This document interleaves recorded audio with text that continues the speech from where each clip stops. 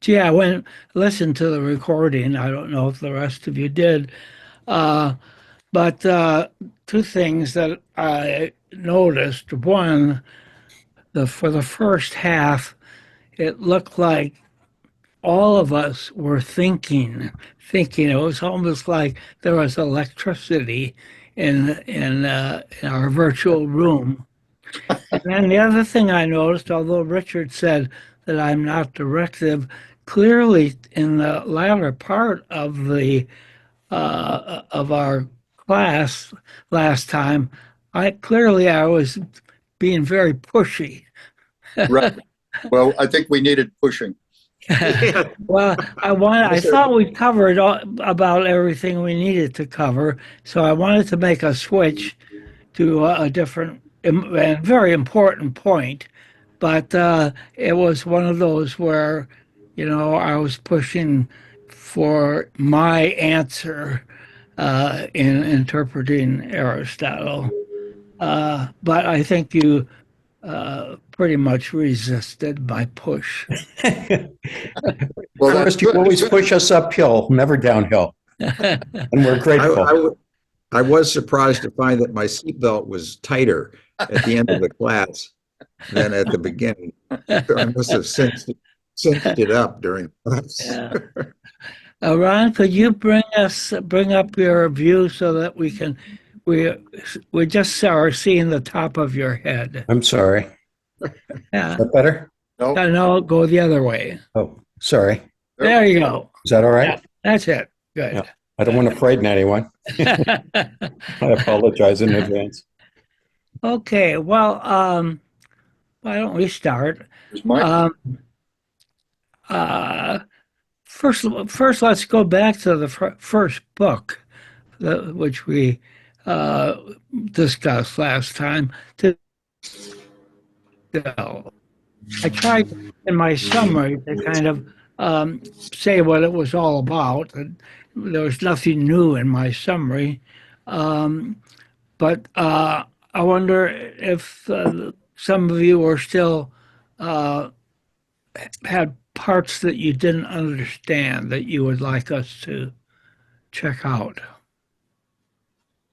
As I said, he's laying the groundwork now for chapters 2, 3, 4 and 5, which we're not going to do. So, any questions about that first book? Okay, so you all understand it. absolutely. No,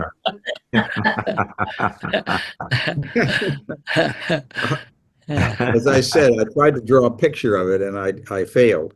Oh, I would think that this would be a good one for It's your getting hobby. better. I'm on draft 3, but I have no confidence in whether what I'm depicting is any help to me. Aristotle calls out for PowerPoint. yes. Really, you need Yeah. a PowerPoint view slides to go with this. But I was comparing our translation to an older one, quite an old one that we had on the shelf from the 40s. Somebody named Ross, Yeah, and it yeah. was the That was the main one for a long was it? time. Okay. Well, I think we should appreciate what we've got. That is, ours is just a lot livelier. Sometimes startlingly lively. Because he is striving for everyday language. Yeah, But that is so refreshing, so unusual, really, in a translation yeah. that Talks about making a mess of things. and things. Yeah, that's and also the little schema that he provides, the chart. Yeah, Well, that's he's inserted that. That's yeah, not in yeah. the and that too, I think, is something we should appreciate Yeah. Yeah. because it makes that whole discussion in book 2 so much easier to follow. Yeah. And, Well, and let's I move would into also- book 2. Yeah.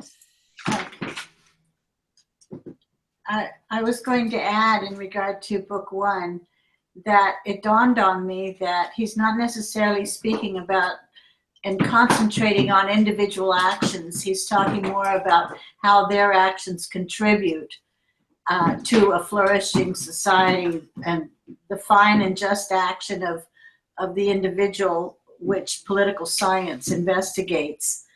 And while there might be a variety of opinions that exist as convention or not by convention, good things men can be done or undone by the individual action, but that it all relates to how to live in a flourishing society. That individuals flourish when they live in a society which flourishes. That individuals flourish, yes. Yeah, I would agree with that. For the time being, I'd like you to set aside the part about being involved in the state organization, but rather think simply of the individual, the flourishing for the individual, short of that next big step, as you rightly point out, Tony, and others, of being a good citizen and contributing to society. When you think about the individual, goodness, that doesn't mean that you are thinking apart from the person being involved in a social context, because many of the virtues have to do with how the individual relates to other people. Right. Exactly. Yeah. Maybe even all of them. I don't know. You might want to look at that. Yeah. But just as the essence of book one, that everything we do strives for good, a good. Right. This, that's a very simple concept. So simple, maybe, that it's hard to get our heads around it, and I think we did have some difficulty. But isn't the essence of this chapter that that virtue is equated with moderate behavior, with avoiding extremes, and that too is so simple that you almost want to say, could that be possible? Is the key to the good life really moderation? Can't an argument be made for extreme behavior under at least some circumstances? It just seems it seems too simple to be a great truth. And Do you yet, have an example? Well, I can't argue with it. Do you have an example? No, I said it seems so simple that you want to argue with it, and yet I haven't constructed an argument against it. I can give a count along the same theme. I'm old enough to remember when Barry Goldwater, during his presidential campaign, said that extremism in defense of liberty is not a vice. And people read into that he was going to nuke the world to keep us all free. And he believed that you could be extreme and that was the ethical thing to be. I mean, so one can make that argument. I'm not saying I agree with Barry Goldwater, but yeah, one can make that argument, even though it sounds very disagreeable. something still more fundamental, I think, that underlies this middle place between two extremes is the fact that the predilection and process of becoming virtuous is a process of making rational decisions between alternatives, and to some extent defining the periphery around a particular virtue is one way to create some of those outlying options and to create a geography for virtue focusing, to choose the middle way. As he points out elaborately, it's not always the numerical middle. It's not always a general middle, but it's a middle that works for the individual, given his circumstances, his desires, his predilections.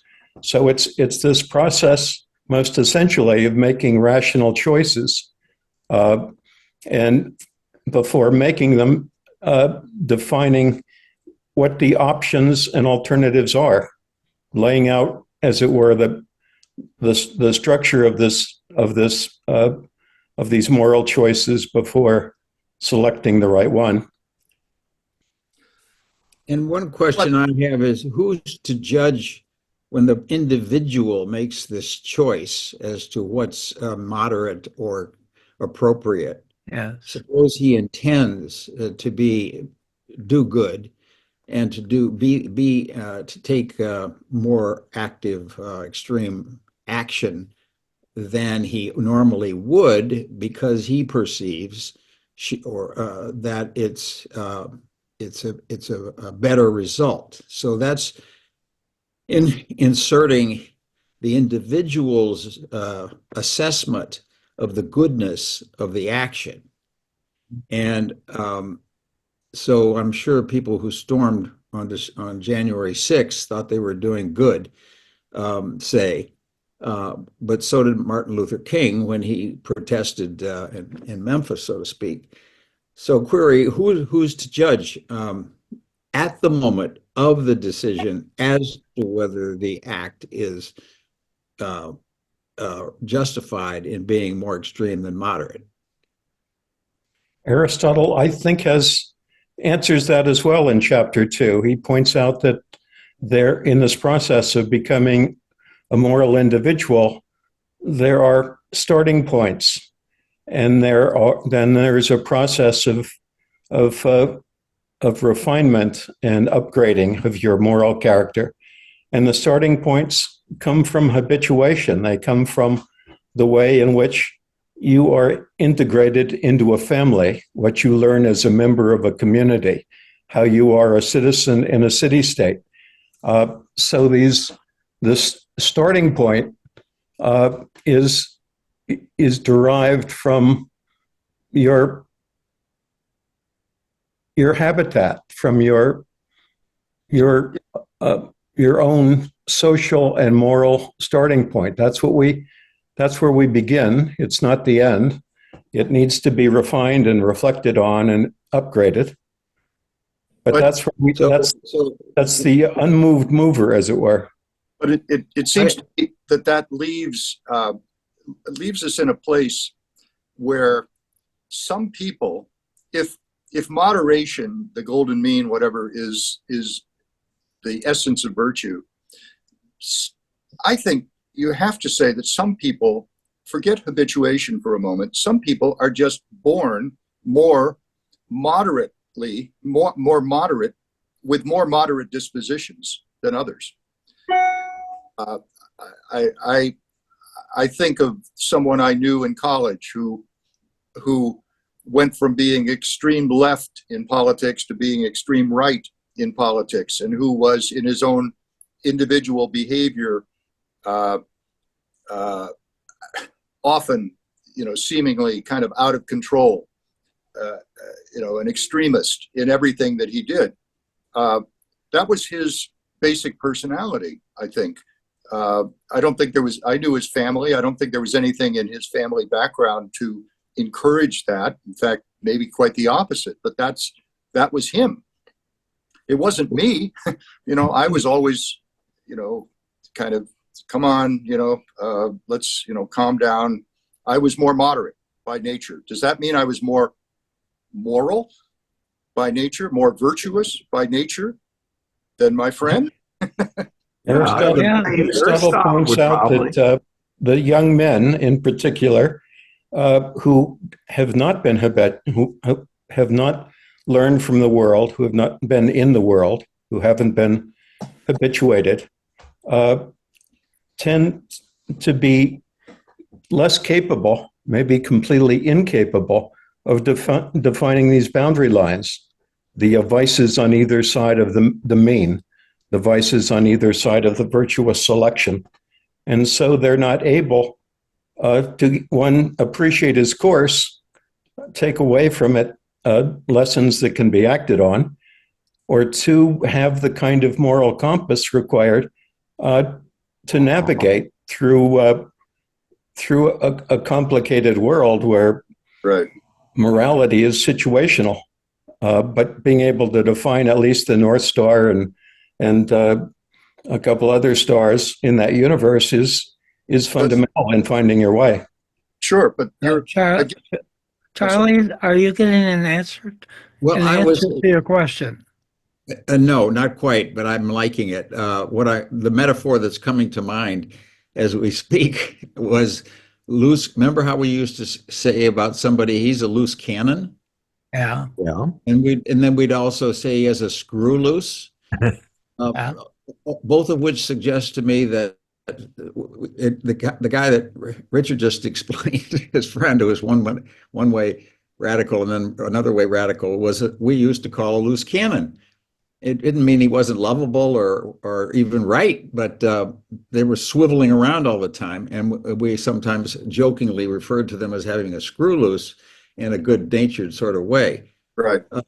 So my question is, query, if I like what Ron is saying about but drawing my picture, we are born with innate moderation degrees.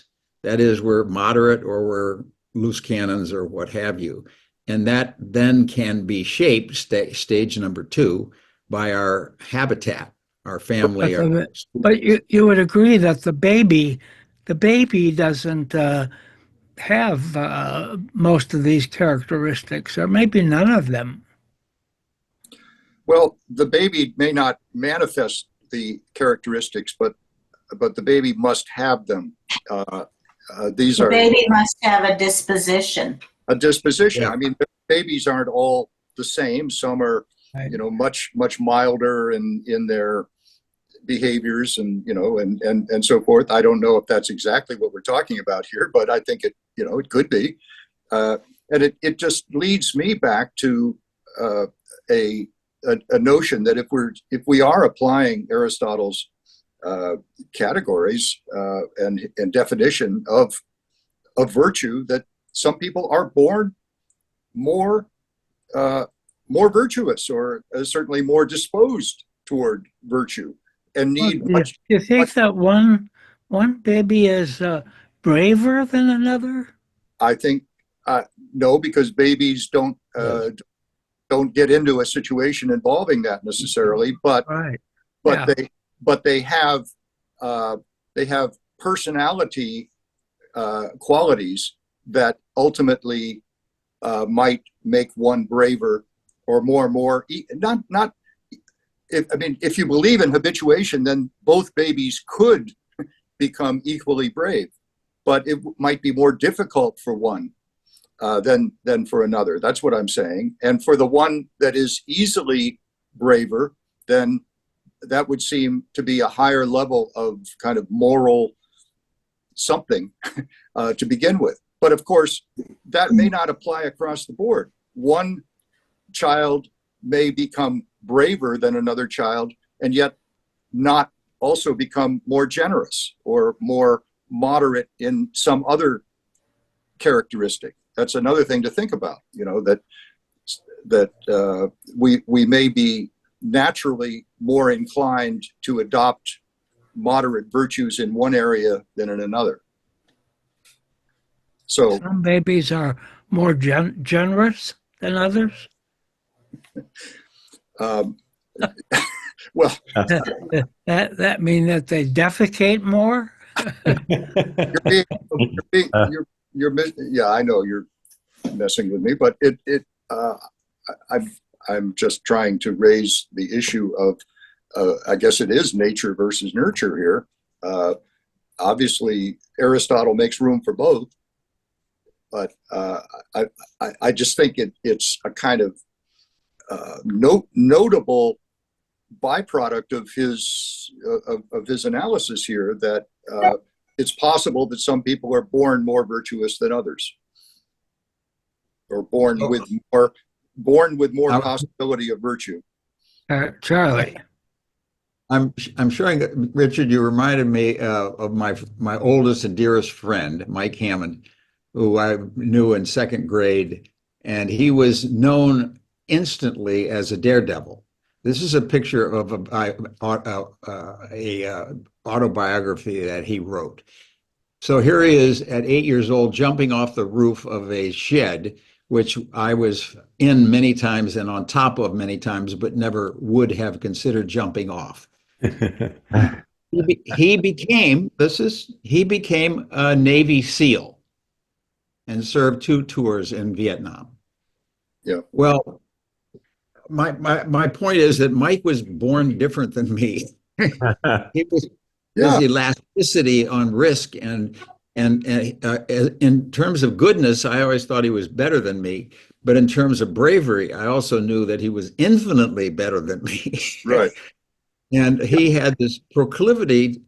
So Aristotle is suggesting to me anyway that we are in fact come to the table out of the womb with dispositions that are well entrenched, and they may be nurtured or defeated by our habituation. Right. And Charlie, what is disposition? Can you define it? Well, he tries to, and my interpretation of it's on his range of virtues. We are born with a disposition. Disposition. Well, inclination. let me step in here. Distribution. What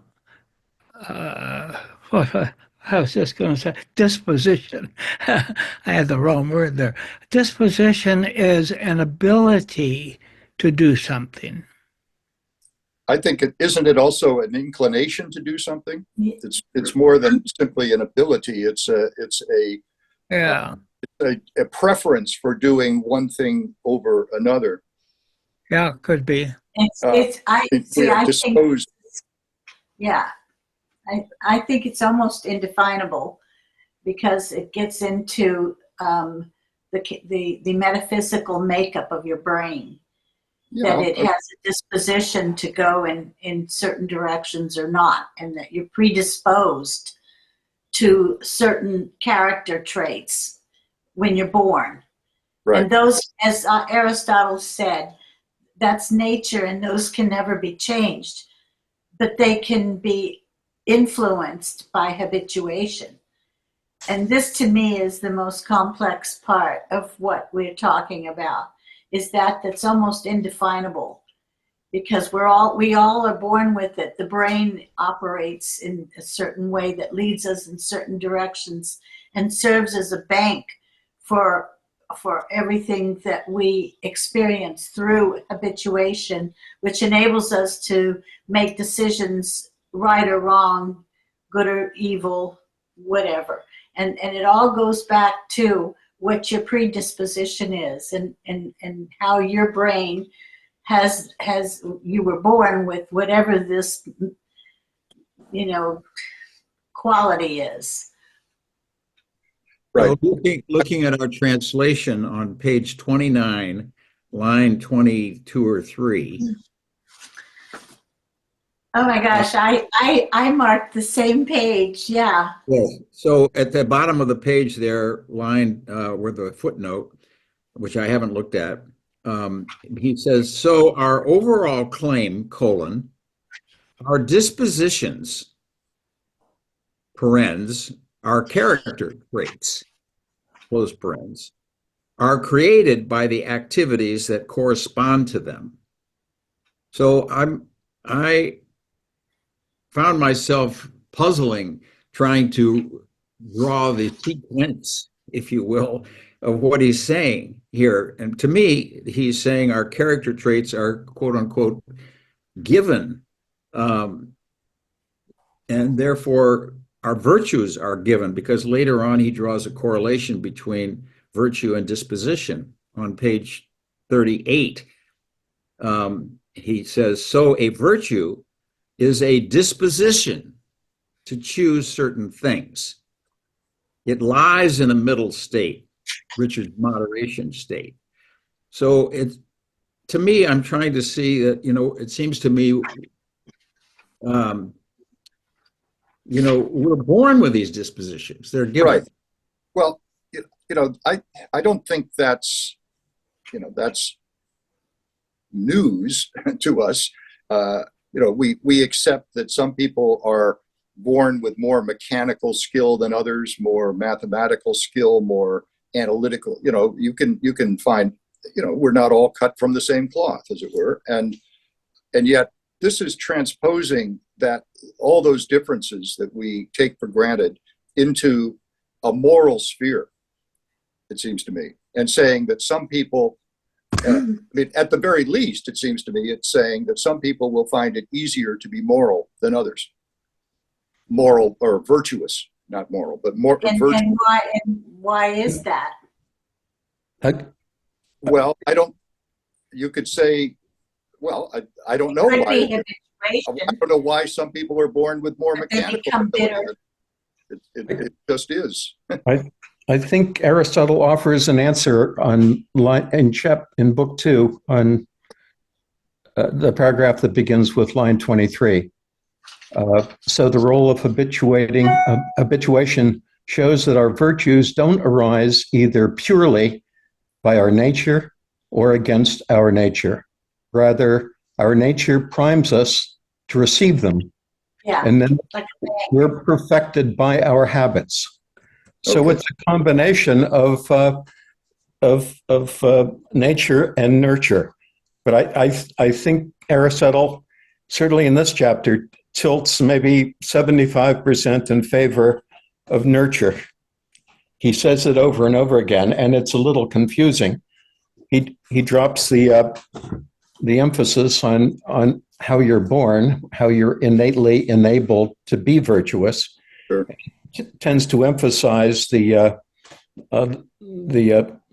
socialization, the habituation, the skill, refinement, and through practice and through application aspect of it.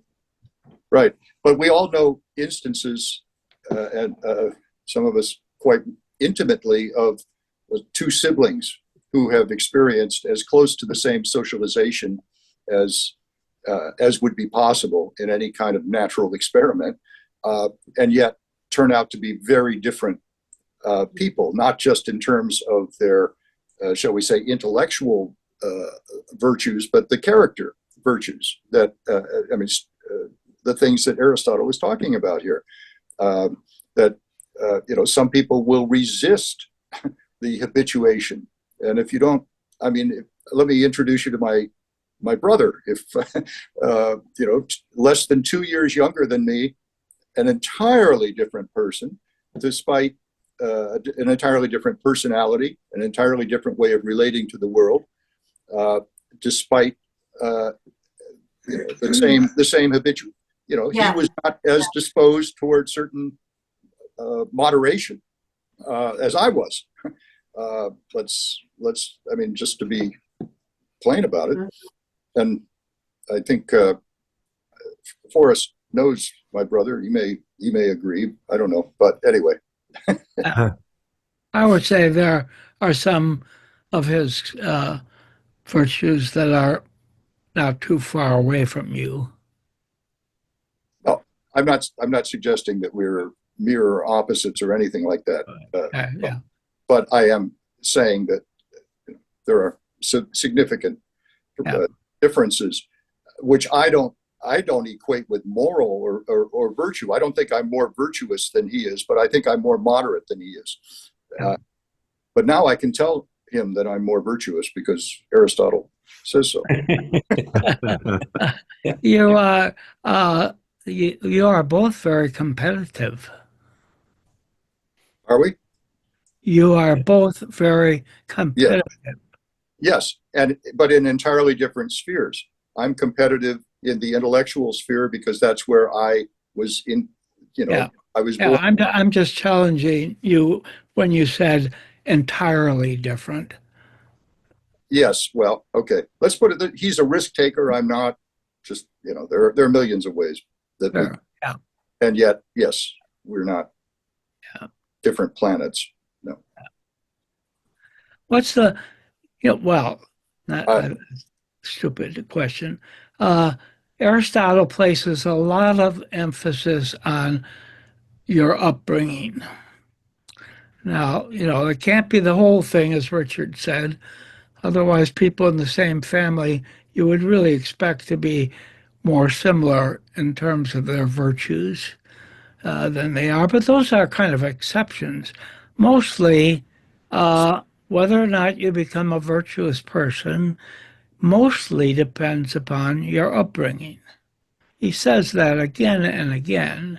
And that's why it doesn't make much sense to talk about teenagers with respect to moral terms because they're still in training, as it were. You're still trying to get them not to lie and not to steal and, little things.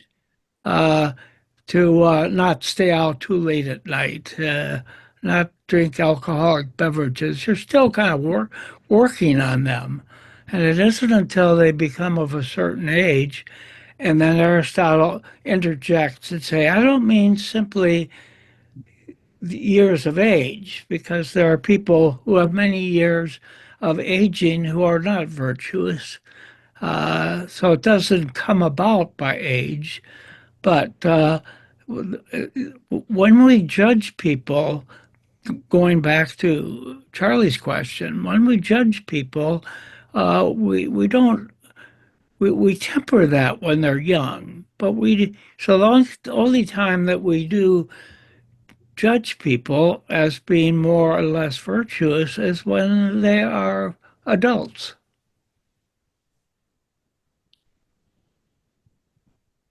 Yeah. So We just back to our Charlie's very good question. Who's to judge? I mean, here's Charlie making some judgments about his friend, and Richard making adjustments about even his brother. And well, all I the mean, rest of you can think of people who are not virtuous. Who is to don't judge? we don't we start to get judged during our early habituation? Our parents, our grandparents, our uncles, aunts, and so forth, our teachers. Right. I mean, I used to get a citizenship grade in grade school. Yeah. A B, a C, a Yeah. D, and it went home to my parents, and they said, "Well, you've been a good boy, a bad boy," type thing. That was external judgment, and as I said to my 21-year-old grandson, actually, I said it at his 18th birthday. I said, "You can now vote. That's the good news, but also you can now be condemned to life or execution because you're old enough to go to the gallows." So, society as well as individuals starts judging you very early. How do you judge? Well, we start by, chastising our young children. No, Or I'm talking about you personally. I'm not sure how. How you have made some judgments about people. How do you do that? Some trained sense of right or wrong, or good or bad, or safe or not safe. I Well, don't know. It's Ron's habituation we circle. If I had to draw a circle in my little thing, I would, put innate nature qualities of life up here, but right below it, I'd put a big circle that says habituation and inputs into habituation include your parents, your siblings, your aunts, uncles, your teachers, your minister, all the influences. Aristotle points out in this chapter that that for communities, for city states, the leaders who create laws define what's good and bad for the rest of the population, and that's kind of a formal, explicit way to habituate some of this virtue definition and action or punishment against virtue, against vice. He also uses, when he's elaborating the different kinds of virtues and the way they relate to a middle state, he defers to generally accepted principles, the opinion of most of the people who are his readers or listeners, his students, and defers to their judgment as well. So it seems that these criteria emerge from within the social entity, within the community. That's So what, and the things that emerge within a community might well include not accepting some laws, Yeah. because we're making judgments uh, in the current election without our going into detail about that, but we're making judgments concerning laws about abortion.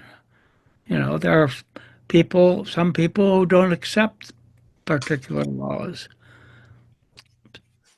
So laws cannot be the deciding factor. but Otherwise, you would say that what Hitler did in setting up the legal system in Nazi Germany, that was setting up virtues. You It know, was setting up just this may not be very Aristotelian, but when we're talking about judging, how do you judge a person? Well, it's a multifaceted. In other words, I can say somebody is ignorant. That's a judgment. I can say somebody is immoral. That's a judgment. I can say somebody is unappealing physically. That's a judgment. So it's you're not just judging one thing. It's extreme range.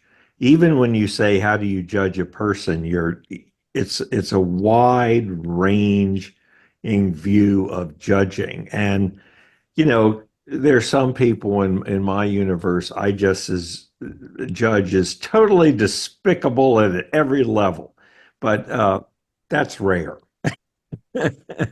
Because they always say, we can always find good in somebody, but which may be Pollyanna, rose-colored glasses.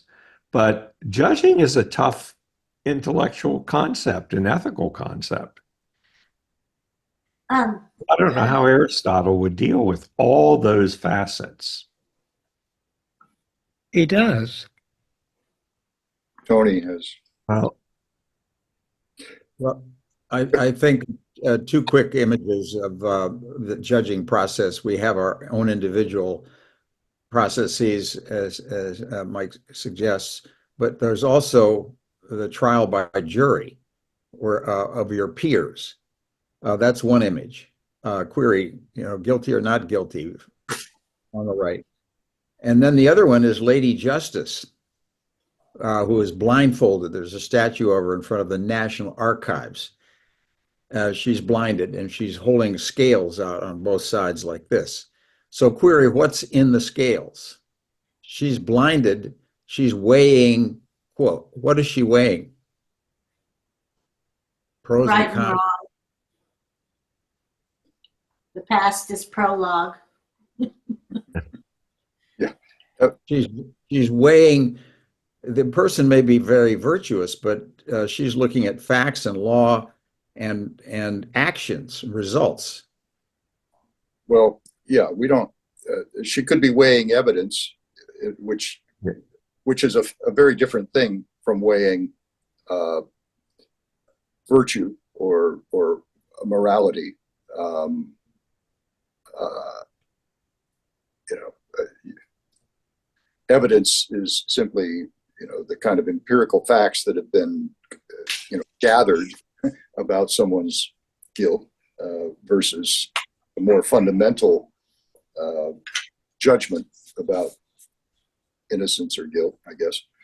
I think what Richard just said is she's weighing facts, and as opposed to opinions. When talking about justice being blind, you're talking about justice being blind to motives, and you go, well, this person is guilty only because the facts prove it, not because I happen to dislike this person or they are in a political party I don't like.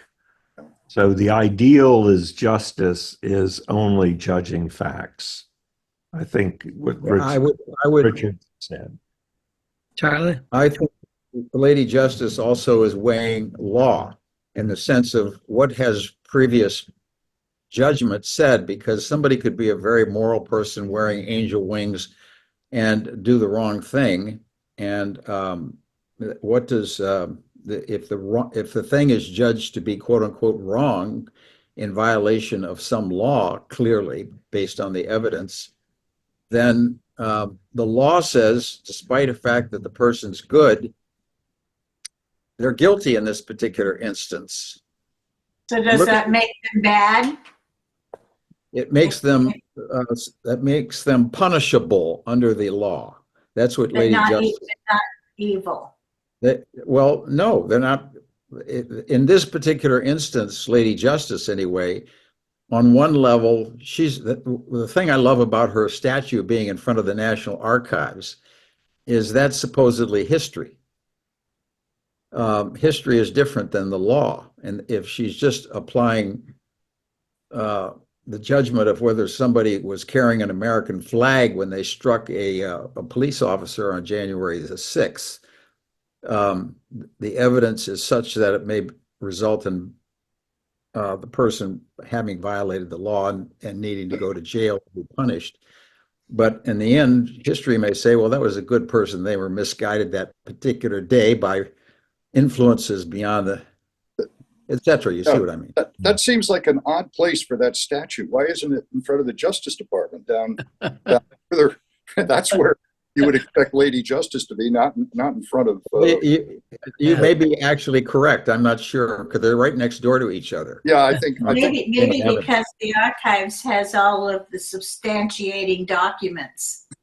Yeah, I think actually, good question. But can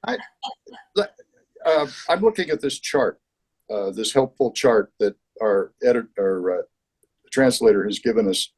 There are 11 categories here of whatever, of contrasts in dispositions or whatever you want to call them.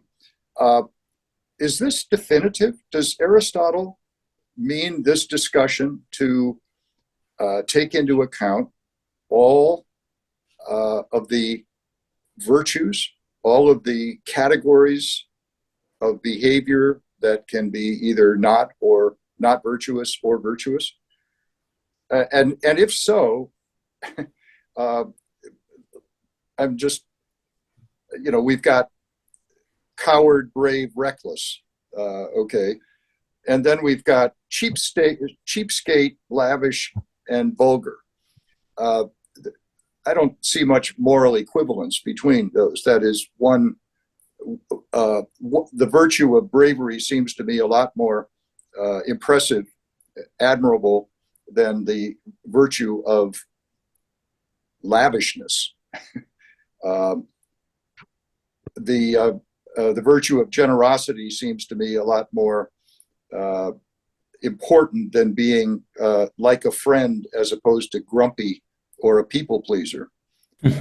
in other words, these are, they don't strike me as being on the same level of seriousness when it comes to human behavior. And so, I would overlook, okay, I've got a grumpy friend, but he is very generous. I'd give him a lot more credit for one than I would, mark him down for the other.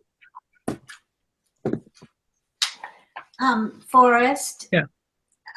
This is a question I posed when we started this class. I wrote to you and I asked you whether or not the following questions would be answered in this book.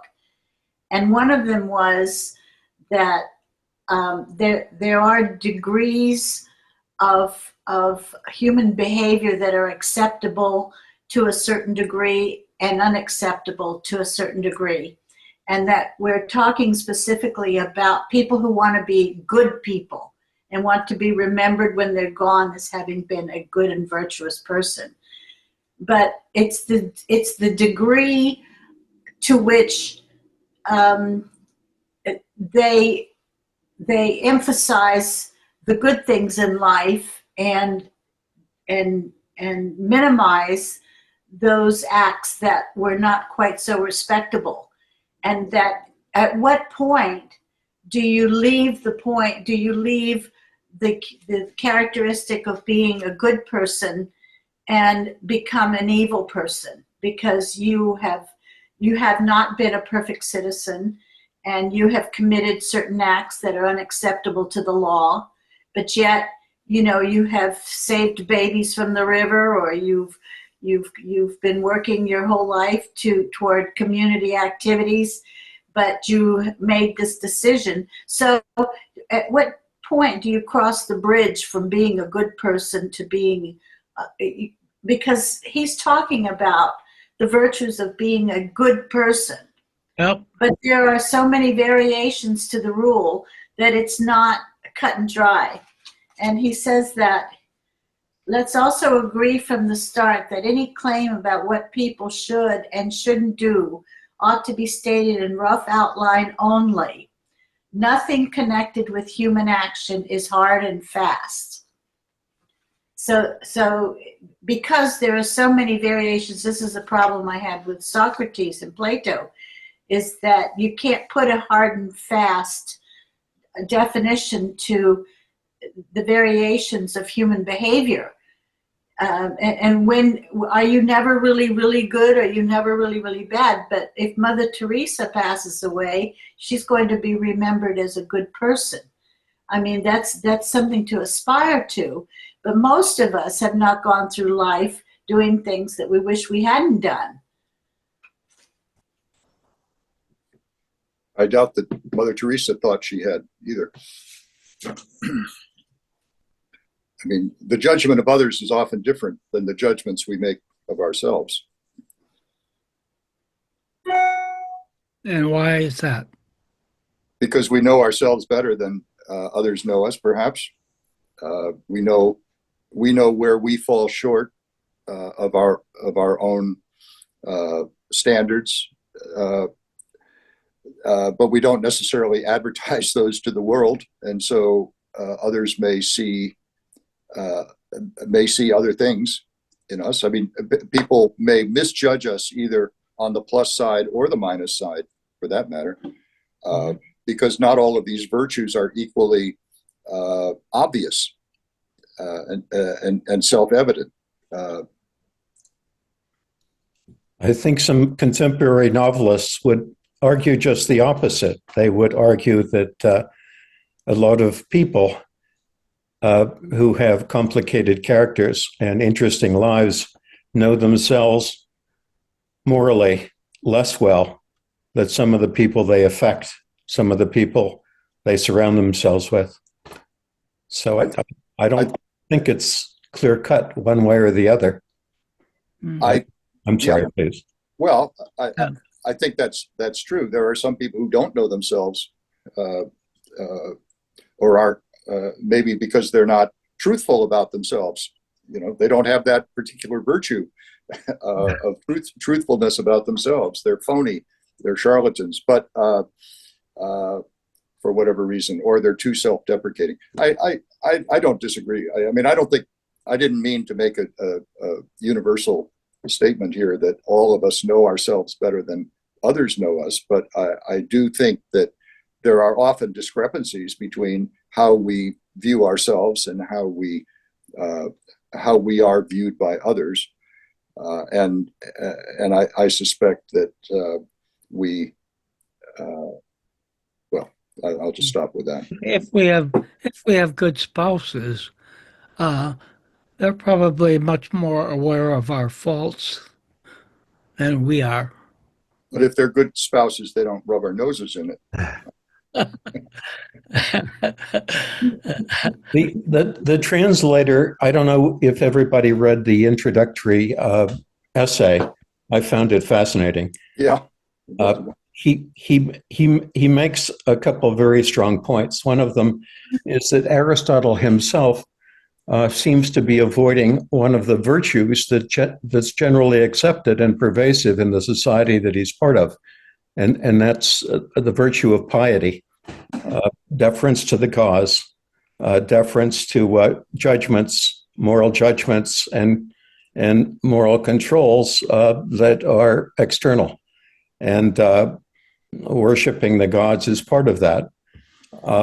And he makes an argument that I found quite compelling, that what Aristotle's doing here is introducing humanism in his own version as a starting point for a long tradition. But in any case, Aristotle's also avoiding one set of socially acknowledged and well-recognized versions of what it is to be a virtuous Athenian, and hiding from any mention of it in his entire tract on ethics, which is quite a remarkable thing, and must have impressed some Athenians extremely strongly. I left the impression that maybe he was more impious than Socrates, for example. Right. And so, we're talking here about where these virtues are not how they're individually refined and developed, but how they're identified as the bright stars of moral and principled life. Apparently, Aristotle left at least a few out, and some big ones. He left a few out that others would put in. Maybe he left some out that we would put in, and maybe he included some things that we would leave out. As I said, I don't see any moral equivalence here between being extremely shy and being gluttonous or reckless. So let me interject here. that brings us to the question. Contrary to what Mike said, that there are just endless number of virtues. Aristotle, implicitly at least, says no. There are only 7 or 8 or 9 or 10. He keeps saying, we're just doing this roughly at this point, Right. but he ends up with a limited number of virtues. Right, and I appreciate that because I look at this list and I say that's not so hard. Mm-hmm. I don't know how others feel about it. I'm not saying I've achieved it, but I mean, everything on this list in the middle looks achievable to me. But that's because I was born disposed toward moderation. I was surprised that the word deliberative was not on the list. Yeah. Because he makes a big point of being deliberative. Yeah. but I wonder if that's an intellectual virtue. These are character virtues. Right. And maybe Right. there's another set of categories here that we may get to. I don't know. I haven't read ahead. No spoilers, but we're dealing with character, and And that means we're dealing with desire and emotions. And yeah, we're not dealing with rationality. Ron earlier seemed to think that that was a big part of our moral nature to intellectually choose. But for Aristotle, the really good person mostly doesn't deliberate. Sometimes, of course, the really good person has to because sometimes things are rather complicated. But for the most part, a really good person doesn't reflect and say, "Oh, should I give or should I not give?" Or shall I be brave or not brave? You just, if you're brought up well, you just then are a brave person. And when the chips are down, you don't decide whether you're going to save your partner in the face of a calamity. You just do it. Well, that's because you've created the habit. You've Excuse me? you've created the habit. Yes. you don't have to So think about it. you, as you go through life, you continue to make judgments, and you make these judgments, and then they become a habit. And then the truly virtuous person is the one, it's a habitual habit, right? You don't have to think, you just do the right thing. And that makes you feel good.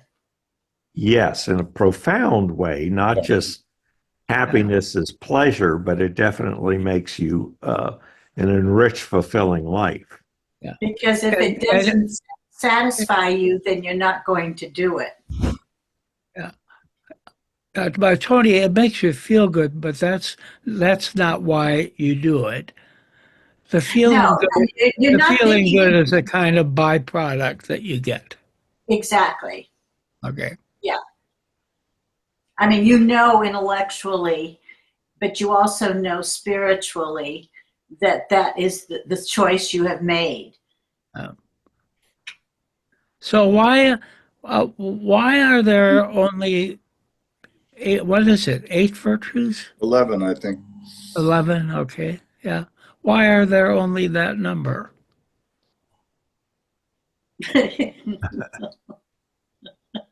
He couldn't think of any more.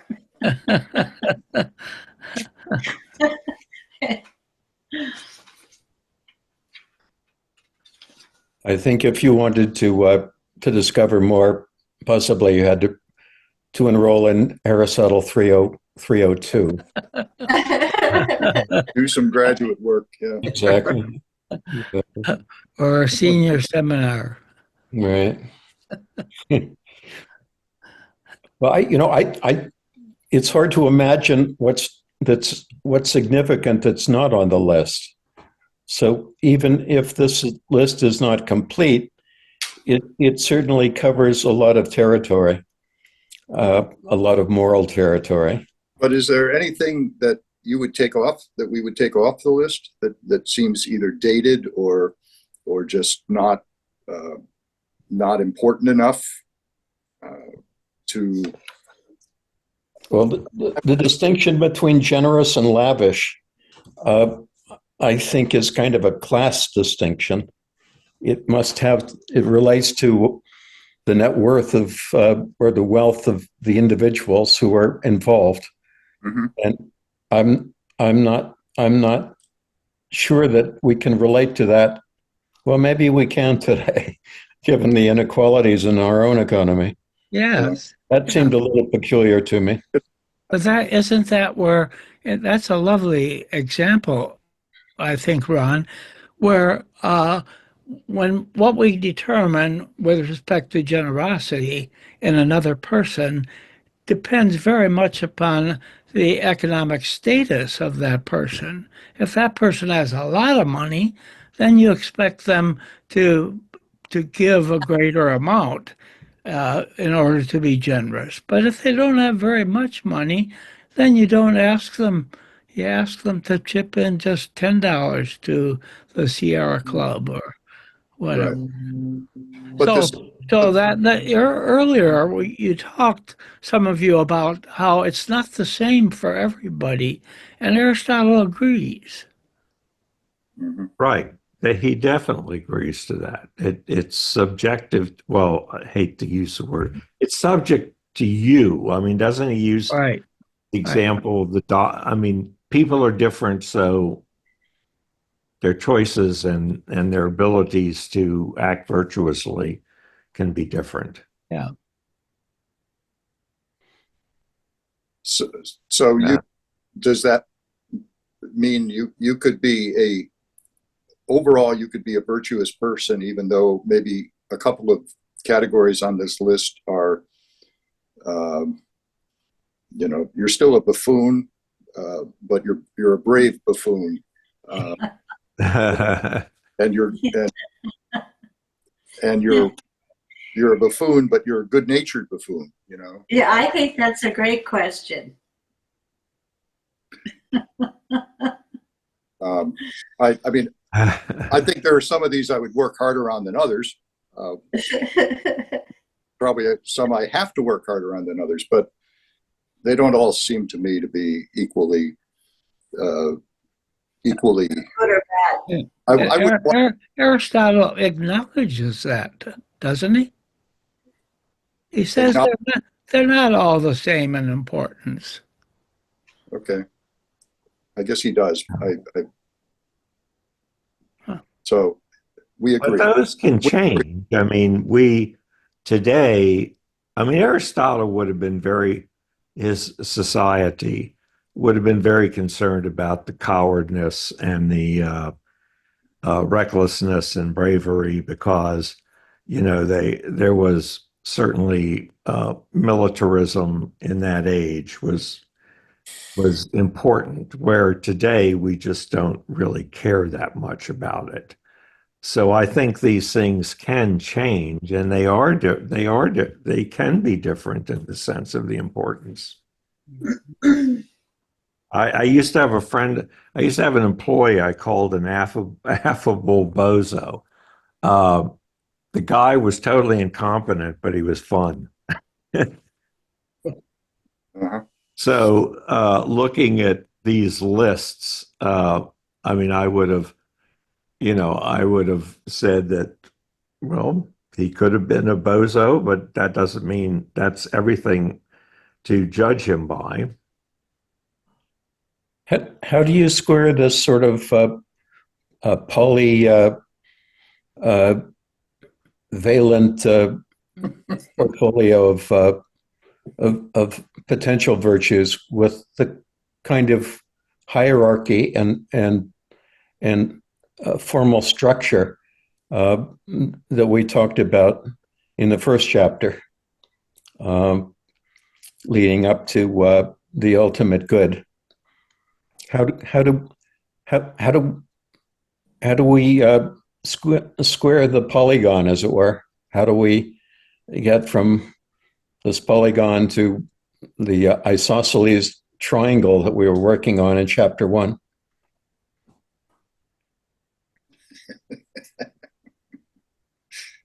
Got to wrap my mind around Sorry, The analogy. I got the geometrically carried away. the geometry of that. Yeah. That's why my drawing exercise ended in confusion. 3D. I think the answer is 3D. It can be done. Did I Zoology. tell the story last week about the ethics officer in our law firm that we created? No.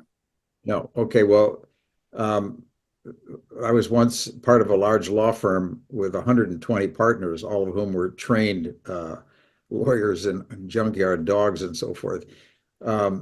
Anyway, ethical issues kept coming up, obviously, conflict of interest being one of the simplest. Joe Dokes comes in with a new client, and he's so excited that it's going to be interesting issues. It's going to present challenging work for the firm. It's going to add to our stature. It's going to bring a lot of money and billable hours, blah, blah, blah, blah. But it runs head on into somebody else's well-established firm long client's interest and so forth. So query, we have an ethical conflict. You can't represent the two of them, etc. They came up all the time, and bingo, they would appear at the doorstep of my office frequently, and I would have to convoke the management committee or the partnership or so forth. It was a total waste of time and so forth, unending. So we eventually appointed by universal vote of the partnership a single partner to be the ethics officer. He was a young, non-business getting, highly competent, and everybody recognized him as a moral man. But I could not have done anything other than to suggest him and get the approval of everybody. I could not have described his qualities nor gotten people to agree that they were such. But the ethics officer decision, when the problem presented itself, it went to his desk, and whatever he said, the partnership agreed to accept it. Bingo. So now I'm studying Aristotle and wondering what the hell did we do and why and what were his criteria and what were we thinking of making happen. It's so interesting to me, but I can't explain it or portray it. But somehow the body politic of the partnership agreed that this gentleman had enough virtuous capacities to make a efficient judgment.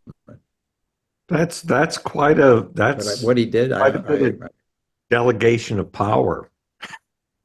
That's an impressive delegation of power. I know. In retrospect, I look back on it now that I'm better schooled, thanks to Forrest, about a lot of these issues. I was just trying to be practical, but it worked. Don't we take such considerations into account when the candidates, the nominees, I should say, for the Supreme Court have to get clearance from Congress, and so they go before the Senate Judiciary Committee, and part of it is to probe their virtue, not just their understanding of the law, but whether they are a virtuous person. And that's often where the controversy is. Right. Their character. Character, right. Is that Tony? Character. Yeah. I would suggest that's really what all of, that's the preeminent judgment that's being made, because everyone is competent Right. professionally. Yeah. And of course, we subsume politics into character now, of course, very often, but really that's what the judgments are all about. But can I just suggest that where on this list is simple kindness, human kindness toward others, sensitivity for others' feelings? Isn't that really more important than how much money you give away or how funny you are?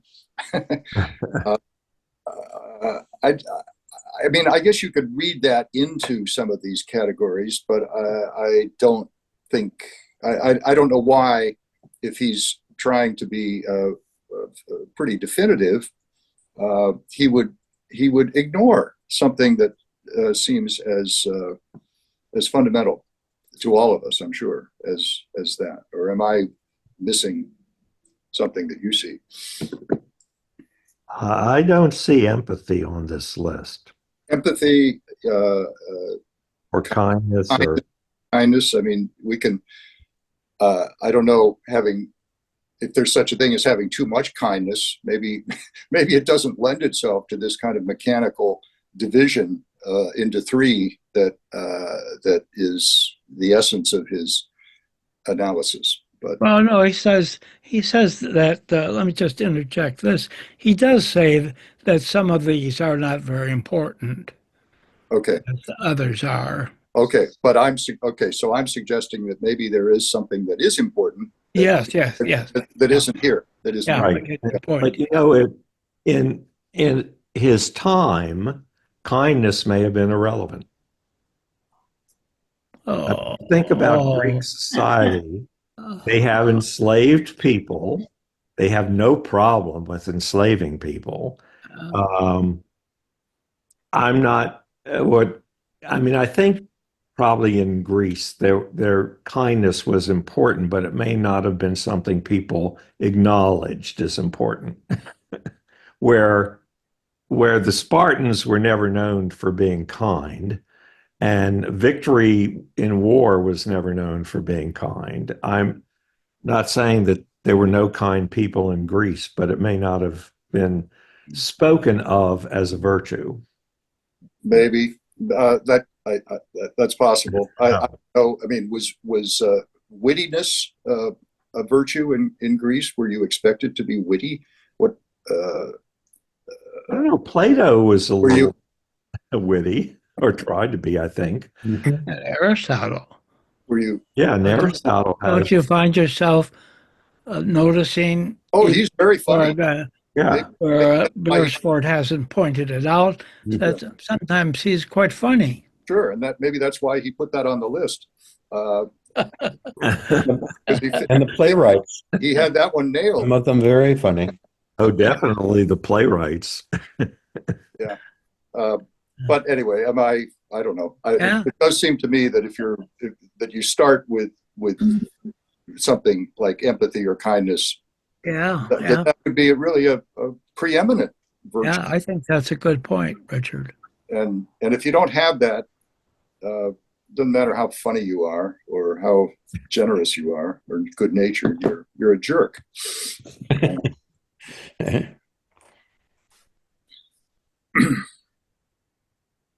The one thing you seem to be in agreement on is that you might think of somebody as being a good person, even if they don't qualify with every single one of the virtues that Aristotle lists. Is that a fair assumption, inference from what you've said?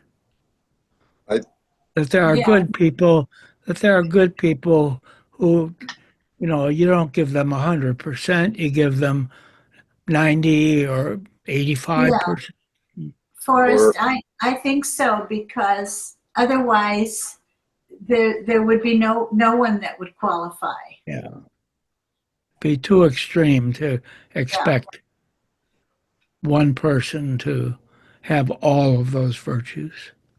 and so although yeah, we probably have a tendency sometimes uh, in someone we admire to for certain virtues to attribute other virtues to them, Um, or blind ourselves to their to their own lacks in certain areas.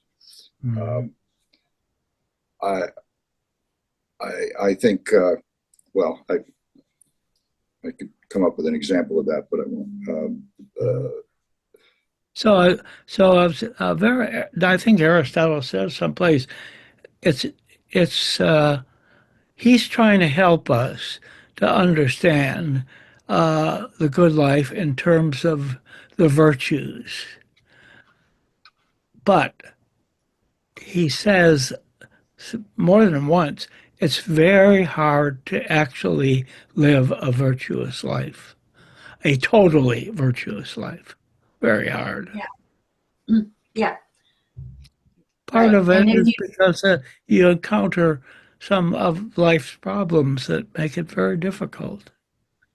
in other words, you have to allow some margin for flexibility, Yeah. and it's but judging what that flexibility is may be the tricky question because people are going to judge you differently. But there isn't anyone who's going to fall into the category of being perfect.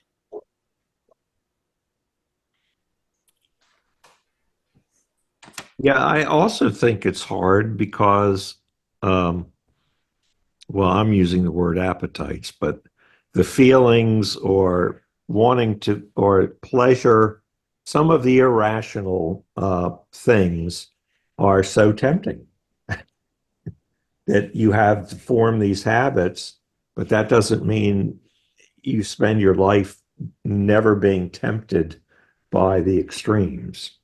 Mhm. Right. Maybe if you can admit to those things that you felt weren't actually morally correct, then it wasn't too bad. But if you can't admit to something that you did that was to the extreme that you're not proud of, then maybe that would be a barometer for judging whether or not what the degree of Right. badness would be. Well, remember, it's a virtue to be truthful about yourself, which would seem to imply knowing yourself and knowing where you've fallen short, and keeping that, keeping that in front of you as a goal. For example, you might admit to having stolen some candy from the 5 and 10, but you might not be quite as ready to admit that you robbed the bank. Right. Right. Well,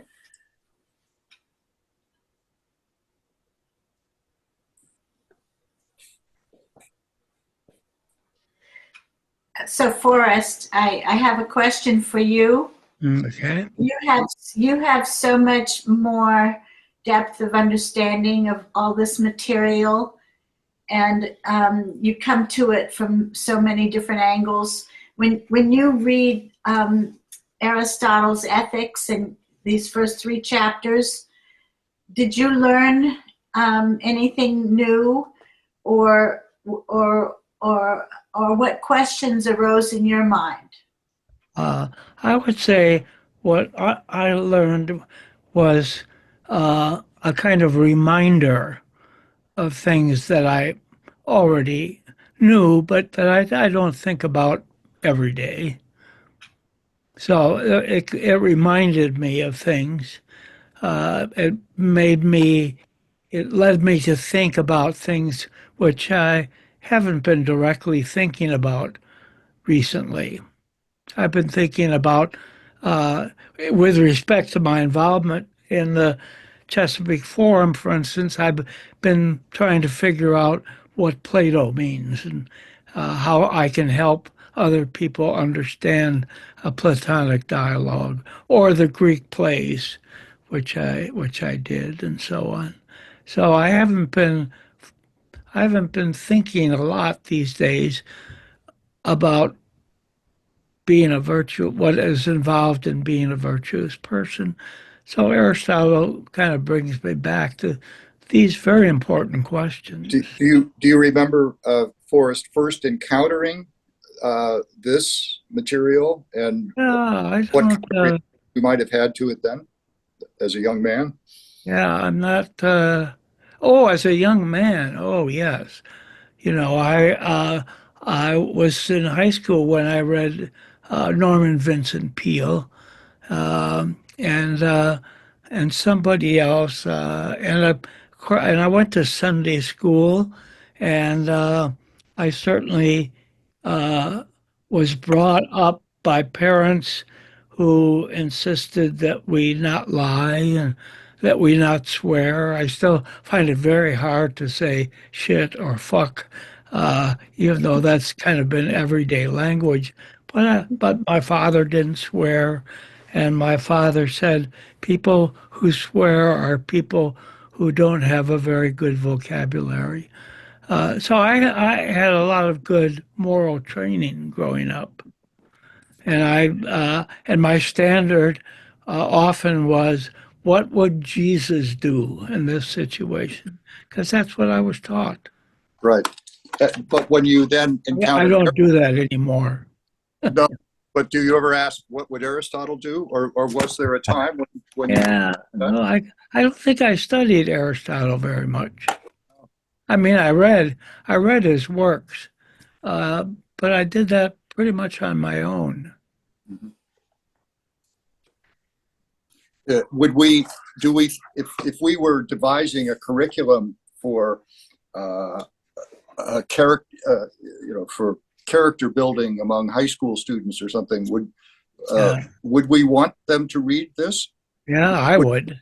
I Would would. Yeah, that be helpful to yeah, I think I so. think so. to this list, this particular list, and this form of analysis? I think so. Yeah, I agree, but I think one question I would want to ask a 17, 18, 20-year-old after taking the classes, okay, now we've been through all of these factors, virtue, goodness, good life, behavior, choices, and so forth. Query, who do you, Mr. 17-year-old, who would you like to judge you or anybody? Uh, who do you look to as a decision maker or an opinion giver? And I'm wrestling with that myself because even this conversation today has been helpful to me in terms of trying to locate where is it Lady Justice? Is it history? Is it legacy? Who is to say ultimately? And not to reduce it down to the big question. A 17-year-old isn't going to have any idea about Lady Justice or history. They don't have a concept of that yet. We older folks can have some sense of that. Yeah. So what would a 17-year-old say? Who should judge you? I don't, well, see, I would take it. I would not ask a 17-year-old to figure it out. And when I say that I would recommend young people read the book, I'd recommend young people read the book with Forrest's philosophy course. It Aristotle's not an easy read. He is extremely dense. One of those books, as we saw in the first class, chapter one, book one, chapter one. You can spend an hour and a half on it with no trouble at all. So I would say that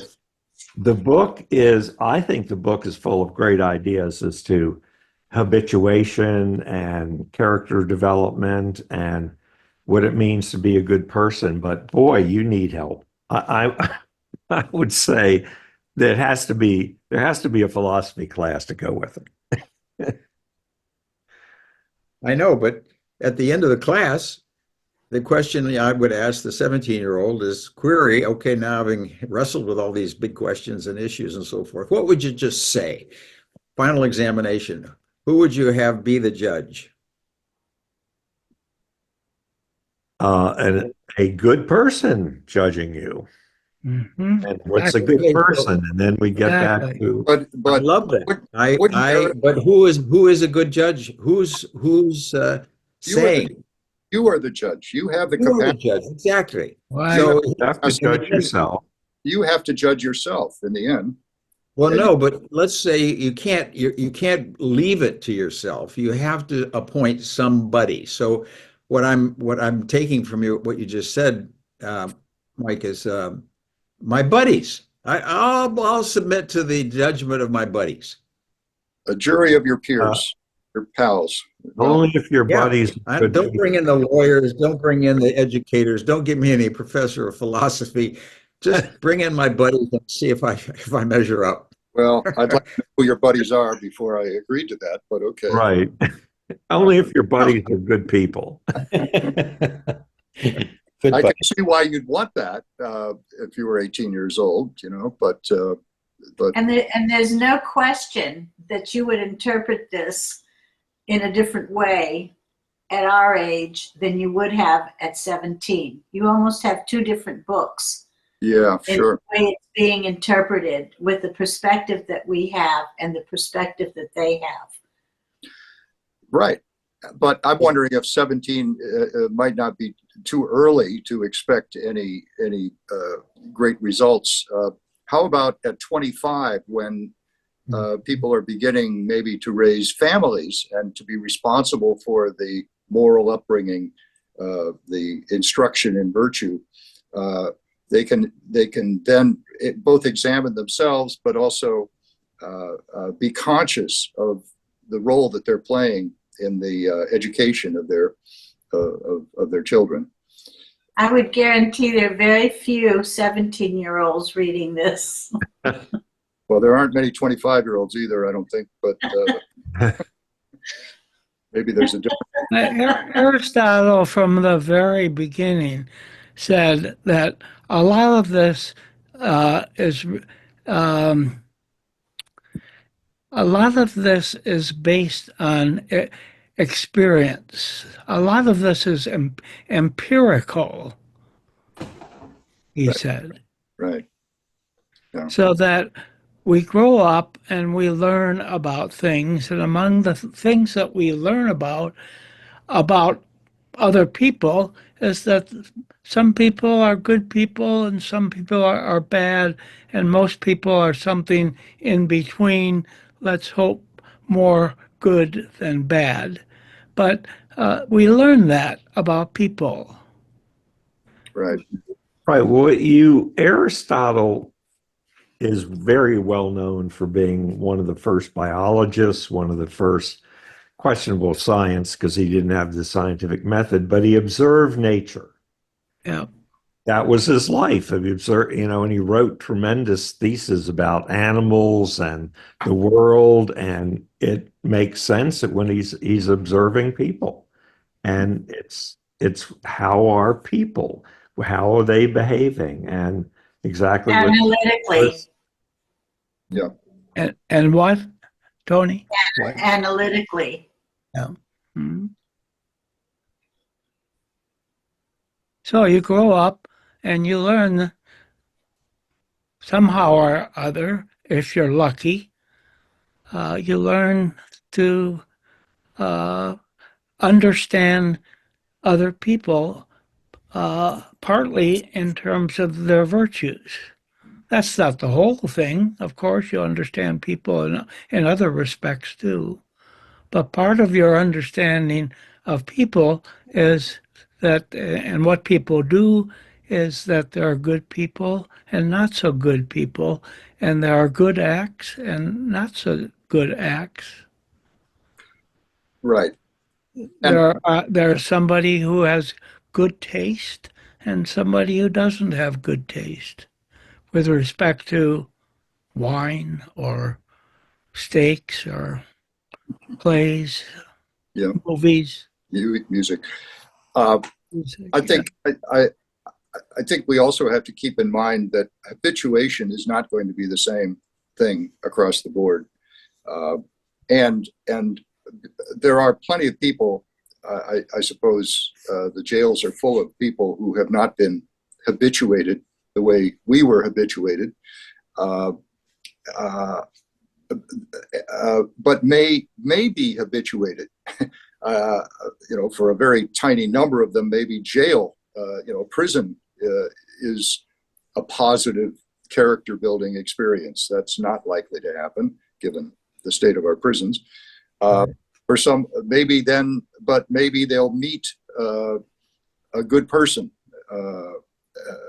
fall in love with a good person, or just become a good friend of a good person, Yeah. and that will straighten them out. Yeah. There are different. We all learn in different ways, Yeah. and lives are so different that we have to allow for different sources of lessons, and also a different pace as we go through life.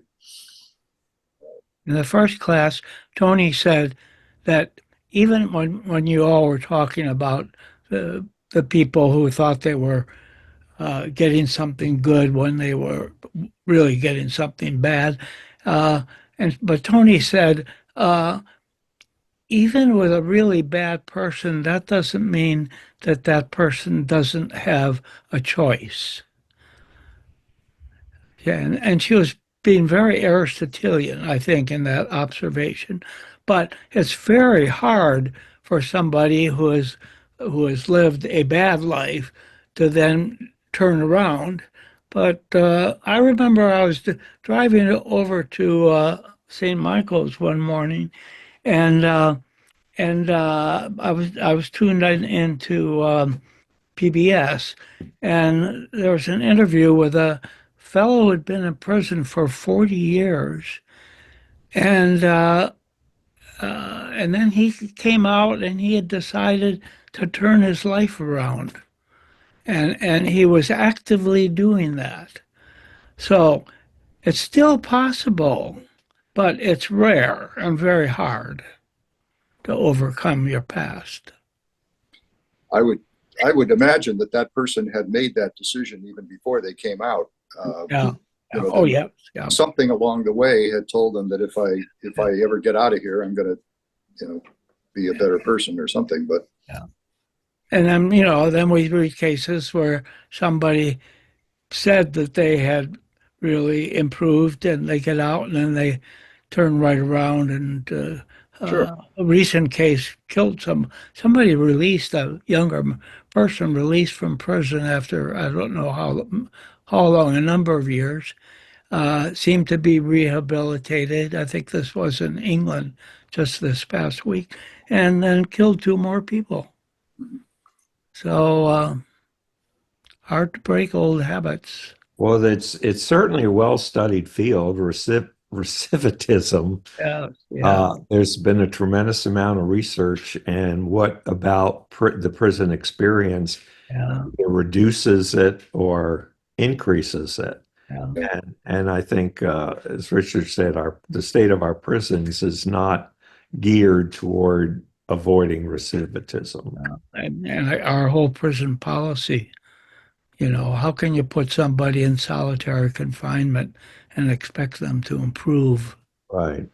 It seems So, more. Forrest, all of this circles back to the first comment you made in our first class that human nature is what it is that's different from animals and plants. And Yes.